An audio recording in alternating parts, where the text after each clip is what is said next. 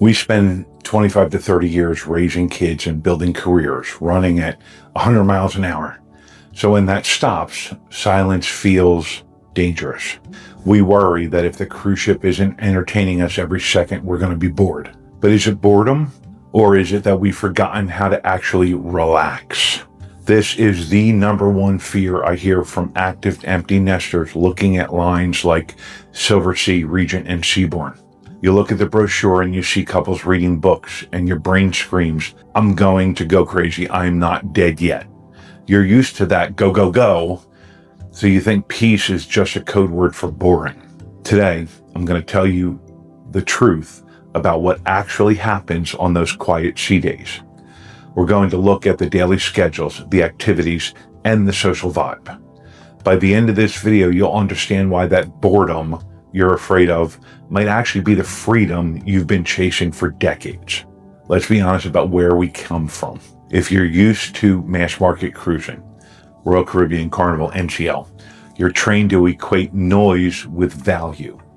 On those ships, if there isn't a belly flop contest happening or a band playing reggae music at 90 decibels or a parade on the promenade, you feel like you're missing out.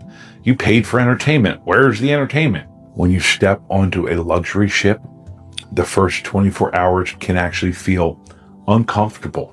It's a detox. You walk out to the pool deck at 11 a.m. No band.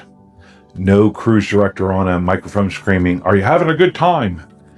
There is just the ocean and the wind and a waiter asking if you want a mimosa.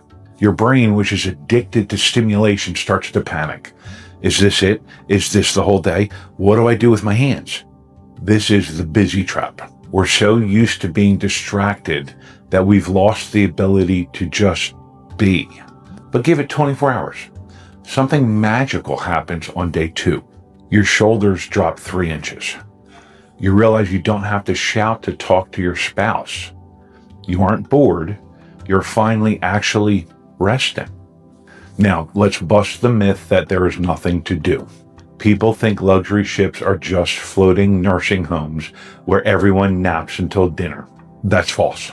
So let's look at a real sea day on a ship like the Silversea. 9 a.m. Trivia competition. And let me tell you, luxury cruisers are competitive. It's not rowdy, but it is fierce. 10 a.m. There's a cooking demonstration in the test kitchen. Not just watching, you're often tasting and learning techniques that you can actually use. 11 a.m. Cornhole tournament with the ship's officers. This is key. On a mass market ship, the officers are usually behind glass. On luxury, they're playing games with you on the pool deck. 2 o'clock. Enrichment lectures. This isn't a sales pitch for a jewelry store in the port like we've all heard so many times. These are actual historians, destination experts, sometimes retired diplomats talking about the region you're sailing through. See the difference? Mass market entertainment is spectacle. It's passive. You sit there and watch a show. Luxury entertainment is engagement. It's active. You're learning, you're playing, you're discussing. You aren't just a pair of eyeballs. You're participating. You aren't bored because your brain is actually being used, not just distracted. Now, here's the biggest secret to avoiding boredom on a luxury cruise. You ready? Other people. On a ship with 5,000 people, you're anonymous. You can go a whole week without having a real conversation with a stranger because it's too loud and everyone is rushing to the next show.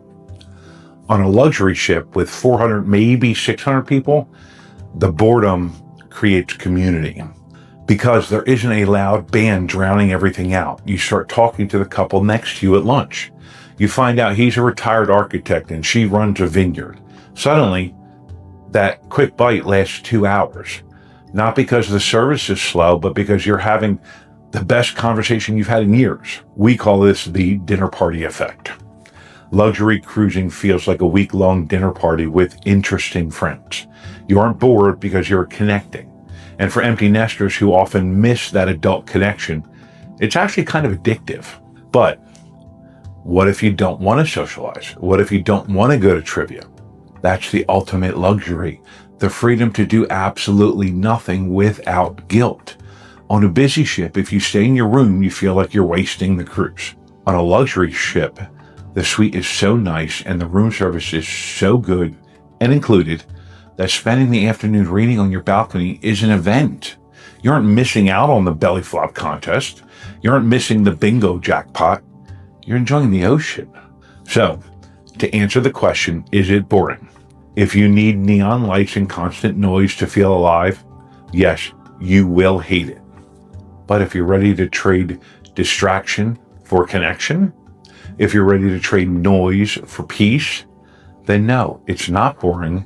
It's the deep breath you've been waiting to take for 20 years. So we've tackled the fear of the vibe. You know you won't be bored. You know you won't go crazy. But there's one more massive hurdle that stops people from booking these trips, and that's the price tag. You look at that $10,000 or $15,000 number, and you think, I can't justify that. I can get on a cruise for $499. I got news for you. That $499 cruise is a lie.